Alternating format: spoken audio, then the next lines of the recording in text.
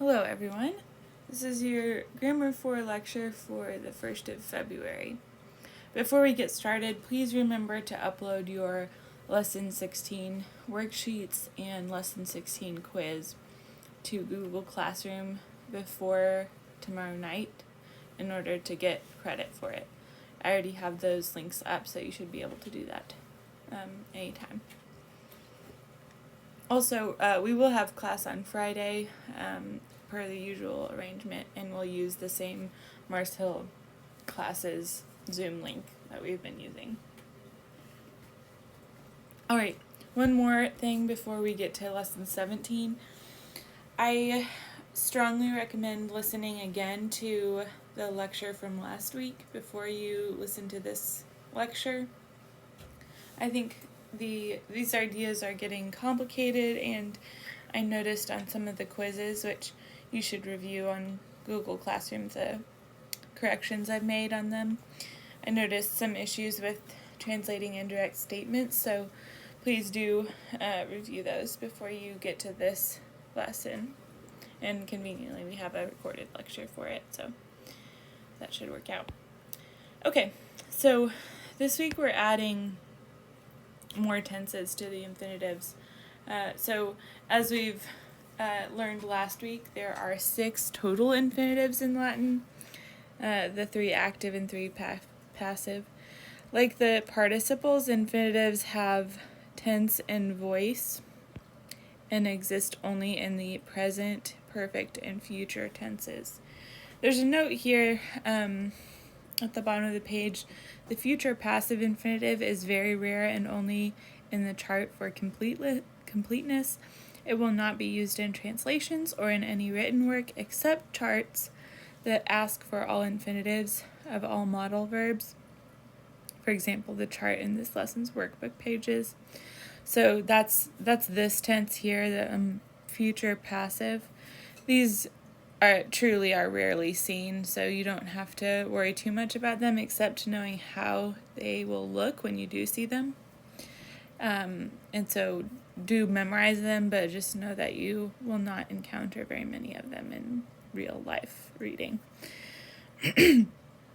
The perfect active infinitive is formed by adding isse to the perfect stem. So I would like you to memorize these formulas like we memorize other formulas. So the perfect active infinitive we see here, amavisse, monuisse, rexisse, capisse, and adivisse in the modal verbs.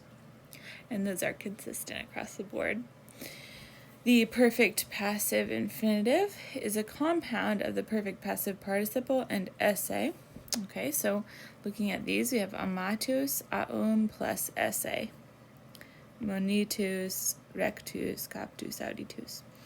I will point out, this is something that people got wrong on the quiz. Notice the fourth principal part of moneo is monitus, not monetus. So a lot of people lost points on the quiz from getting the wrong vowel in there.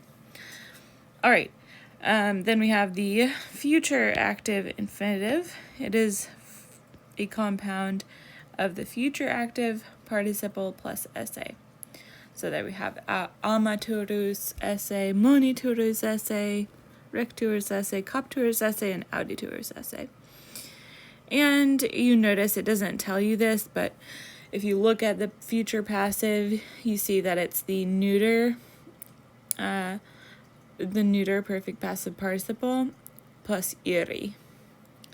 So monitum, rectum, captum, auditum, and iri. All right, and just as a review from last week, we already know the present active participle, present active infinitive, because we've memorized it in our principal part since we were young children. The difference between the active and the passive amounts to basically an I. So amare changes to amari, monere to moneri, then audire to audiri, and rego and capia, the third and third IO, have the strange formation. They just have the root plus I.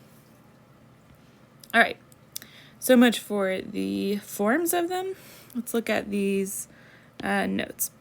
So notice in the chart that the perfect passive and future active infinitives contain a participle. The participle must agree with the subject of the infinitive. That's an important rule there. So, for example, dicit reginam rectoram esse, he says, dicit, the queen will rule, reginam rectoram esse.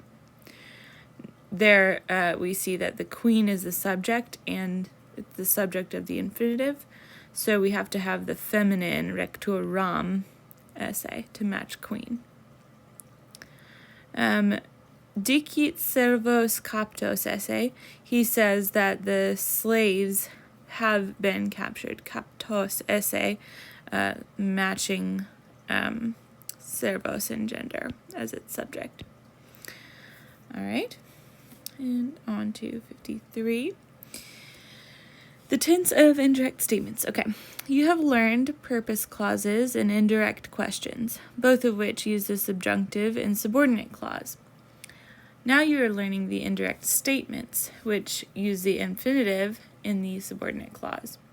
So indirect statements, another word for that, and sort of the one I have been accustomed to hearing, is just the Latin form of it, so oratio obliqua. Oratio obliqua.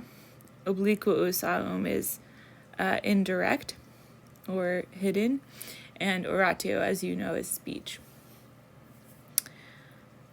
The indirect statements are introduced by verbs of speaking, thinking, and perceiving. This is an important thing and will probably be on quizzes.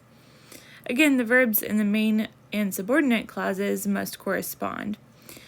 Okay, so use the present infinitive if the action takes place at the same time as the main verb. Use the perfect infinitive if the action takes place before, and use the future infinitive if it takes place after the main verb. The English translation of the Latin infinitive is tricky. The translation will depend on whether the main verb is a primary or secondary tense.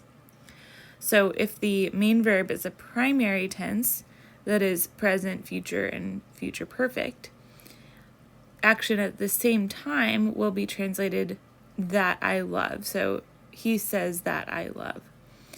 If it happens before a primary tense, it will sound like he says that I loved. And if it happens after, he says that I will love. If, on the other hand, we have a secondary tense in the main clause, that is imperfect, perfect, or pluperfect, it would be he was saying or said or had said at the same time that I was loving. If it were before, he was saying that I had loved, and if after, he was saying that I would love. And as you go along translating, I think this chart may make it seem that it's confusing, but I think as long as you keep in mind action at the same time, before, or after, I think naturally you will translate it appropriately in English. And we'll figure that out if it doesn't come naturally to you. Okay. Next bullet point. Use recipio with a reflexive pronoun to say withdraw, literally to receive oneself. So, for example, say in aliam regionem recipit. He recipit, say, withdraws himself, or just withdraws, into another region. Another one, use conicio with infugam to say to throw into flight. This is similar to how do with infugam means to put to flight. So, for example, Romani Gallos infugam coniciant. The Romans will throw the Gauls into flight. All right. And finally, we have some vocab. So, accipio. Just notice that we changed from the I to an E in the third principal part and fourth. Then we have recipio. It's which is the same, recepi, recaptus, conficio, conficere, confeci, confectus. They all kind of follow this pattern of changing to an E in the third and fourth. Then interficio, coniucio, conspicio, and eripio. Notice that a lot of these words are related, just with different prefixes. I do want you to remember here with this little note here, memorize this with or X as if it were part of the dictionary form, and do write those things on the quiz. I am taking off points if you don't.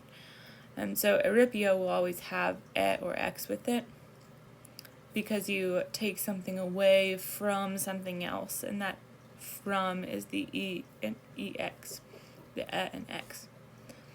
Alright, and that is all for this lesson. Good luck with your work. Remember to turn your stuff in by tomorrow night, and I hope to see you soon.